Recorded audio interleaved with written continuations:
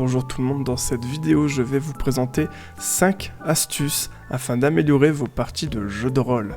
On va éviter toutes les astuces assez simples que tout le monde connaît, du style on doit s'adapter aux joueurs, et essayer d'aborder des sujets qui sont un peu plus complexes et difficiles à mettre en place. On va commencer directement avec le premier conseil qui concerne la construction du scénario. Il faut que ce soit solide et cohérent, et ça c'est pas facile à faire. Alors pour y arriver, on va devoir, dans un premier temps, trouver un intérêt que les joueurs et leurs personnages, qui seront tous différents, auront à effectuer cette aventure. Le but c'est que chaque personnage, malgré ses différences, malgré ses envies différentes, donc par exemple de la gloire, la richesse, vont tous avoir un intérêt à effectuer cette aventure commun et donc à plus souvent coopérer. Ensuite, dans chaque scénario, on va prévoir un élément perturbateur. Par exemple, des bateaux échoués en pleine mer et qui donc ne reviennent pas au port avec les marchandises prévues. Ça, c'est l'élément perturbateur. On pourrait très bien faire une session avec ça, les aventuriers vont devoir retrouver ces bateaux. Ça serait un peu simpliste. Le but, c'est quand même d'avoir quelque chose de solide, cohérent, avec un univers qui soit vivant. Et donc, on va devoir étayer tout ça et on pourrait se poser par exemple la question de pourquoi tout ça a lieu. Si les bateaux sont échoués en pleine mer et qu'ils n'en viennent pas, pourquoi ? Eh bien par exemple parce qu'il y a un élémentaire de glace qui est en ces lieux et qui s'est mis à les attaquer. Là déjà, on a quelque chose d'un peu plus vivant, de plus cohérent, et les joueurs, quand ils arrivent à terme de la mission, ils vont déjà comprendre qu'il s'y passe quelque chose.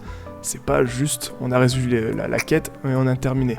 Et on peut aller encore plus loin, puisque si l'élémentaire s'attaque à ces bateaux, il est intéressant de savoir pourquoi et comment il a fait. Pourquoi ? Peut-être parce qu'il meurt de faim, et comment ? Peut-être qu'il s'est fait passer pour un iceberg. Et là, à ce moment-là, on a vraiment détaillé l'élément perturbateur, parce que cet élément perturbateur, c'est quand même la chose à résoudre pour vos joueurs, et c'est ce qui va faire en sorte que la quête tienne debout, c'est vraiment la fondation. Et donc, il faut vraiment travailler ça avec tous les détails possibles concernant cet élément perturbateur, afin de rendre le tout cohérent et de plus en plus intéressant pour vos joueurs. Donc on va ensuite enchaîner avec le deuxième conseil qui va être comment préparer justement votre session. Maintenant qu'on sait plus ou moins quelle session on va faire, qu'on va connaître le thème qu'on veut aborder, on va devoir réfléchir à la préparation de la partie. Assez logiquement, la plupart des MJ, ce qu'ils font, c'est qu'ils vont commencer par le début de la quête et finir par la fin de la quête. Ils vont d'abord préparer l'avancée des personnages, puis le développement, et finir avec le résultat final de la quête. C'est, selon moi, pas la meilleure chose à faire. Le moment les plus marquants de l'aventure sont à préparer en premier. Si les joueurs vont devoir combattre un dragon, la meilleure chose à faire, c'est de commencer par préparer la rencontre avec ce dragon et le combat. C'est ça le moment le plus marquant que vont avoir les joueurs, et c'est là-dessus qu'on doit s'appuyer. Et ensuite, on pourra adapter le reste. Le fait que sur le chemin ils croisent tel PNJ, qu'ils vont dans telle ville, ça on pourra l'adapter, et on l'adaptera autour de l'élément le plus marquant. Si le dragon est dans d'anciens vestiges, la ville a tout intérêt à avoir une architecture qui s'y adapte. Si on avait fait l'inverse, on aurait commencé par mettre des PNJ lambda, une ville lambda, et devoir adapter l'élément marquant par rapport à ce qu'on a déjà créé. Et donc, c'est plus facile de commencer par ce qui est important que d'adapter ce qui est important. Donc ça, c'est pour moi l'un des plus gros conseils à prendre en compte quand on veut améliorer ses sessions de JDR. Ensuite, sur ce troisième conseil, ça va être de bien gérer son contenu.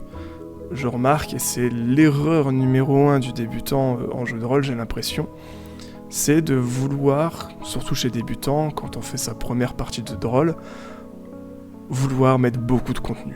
Se dire, voilà, j'ai envie de faire plaisir, j'ai plein d'idées, je dois tout mettre dans ma session, et on se retrouve avec une session qui a énormément de contenu.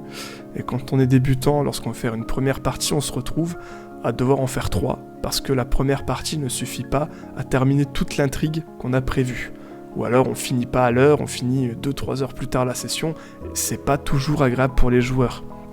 Donc il faut savoir adapter son contenu et gérer son rythme. Et il y a une règle qui fonctionne beaucoup en jeu de rôle, c'est la règle du 80-20. 80% du travail effectué dans votre préparation de partie, c'est ce qu'il y a de plus important et de plus simple à réaliser. C'est-à-dire, on va aller dans une église, hop, on met un terrain qui ressemble à une église, on va trouver un document, et ce document va avoir des informations qu'on donne aux joueurs. Ça, c'est 80% de la session, c'est l'essentiel. Les 20% correspondent aux détails. C'est des choses qui ont peu d'importance et qui pourtant nous prennent beaucoup plus de temps à préparer. Ça peut être par exemple lorsque les joueurs trouvent ce livre dans cette église, eh bien vraiment avoir pris le temps de rédiger chaque ligne de ce document.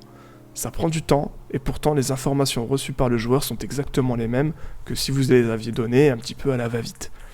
Donc c'est savoir gérer son contenu, savoir ce qui va prendre du temps, sur quoi on peut laisser de la marge ou pas.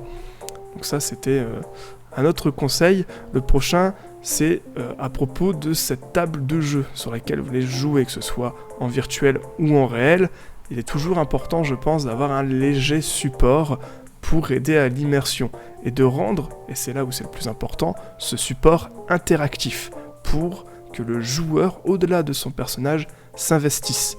Sur table virtuelle, c'est assez simple. On peut par exemple à un moment prendre un screen d'un endroit de carte, d'une image, et mettre une croix rouge avec un logiciel photo, hop, on a une sorte de carte au trésor qu'on peut envoyer aux joueurs. On peut très bien cacher des éléments, des petits tokens que les joueurs peuvent déplacer pour découvrir ce qui s'y cache en dessous, avec une récompense cachée, etc. En tout cas, le but c'est vraiment que le joueur puisse, avec sa souris, chercher un petit peu sur l'écran des choses que vous auriez cachées. Et c'est un peu la même chose si vous jouez sur table réelle, de pouvoir cacher peut-être sur la table un indice, quelque chose. Et vos joueurs, plutôt que simplement vous écouter, vont aussi pouvoir chercher dans la pièce dans laquelle ils se trouvent un indice que vous aurez caché, sur la table ou ailleurs. S'ils boivent une potion, et si vous avez effectivement les moyens, peut-être leur donner une boisson. Ce genre de détails, ça peut rendre une session beaucoup plus intéressante. Maintenant, c'est vrai que sur table réelle, ça peut avoir un certain coût. La dernière chose, et pas des moindres, c'est aussi, dans ce dernier conseil, de voir les combats. La plupart des combats, c'est je lance une attaque, mon adversaire lance une attaque, mon allié lance une attaque. C'est vraiment que attaquer à tour de rôle. Et c'est ça dans la majorité des combats qu'on voit dans le jeu de rôle. Et il est important, quand on débute, de prendre en compte le fait qu'il est beaucoup plus intéressant d'avoir un combat qui va être un peu évolutif, qui ne sera pas trop statique. Ça peut être par exemple de forcer un déplacement chez les personnages ou chez votre PNJ, votre monstre par exemple. Ça peut être par exemple avec des éléments de météo, un incendie qui se propagerait par exemple, le tonnerre, un blizzard, de sorte à ce que la carte sur laquelle vous jouez évolue, qu'il y ait un effondrement qui bloque un passage, l'incendie qui fait qu'on ne peut plus marcher sur certaines zones de l'arène, de façon à forcer des déplacements stratégiques. De même, on peut aussi trouver des mécaniques de combat. Par exemple, une énigme qui viserait par exemple à laisser les joueurs survivre face à un boss qui serait insensible aux dégâts, jusqu'à résoudre une énigme qui sera affichée. Et lorsque l'énigme est résolue, enfin, le boss peut prendre des dégâts. Ce qui fait qu'on aurait deux phases de combat, une de survie, puis une enfin où on peut vraiment attaquer le monstre, et donc on aurait vraiment une mécanique de combat, une stratégie à mettre en place, et ça vaut de même avec un boss qui évolue, qui a une phase 2, phase 3, un peu comme les jeux vidéo, qui sont d'ailleurs un très bon exemple pour s'inspirer lorsqu'on fait des combats de boss. Avec tous ces conseils, j'espère que vous allez pouvoir améliorer vos parties de jeux de rôle. Si vous avez des questions, d'autres conseils à donner, n'hésitez pas à les partager dans l'espace commentaire. Et sur ce, je vous souhaite une excellente journée. Ciao.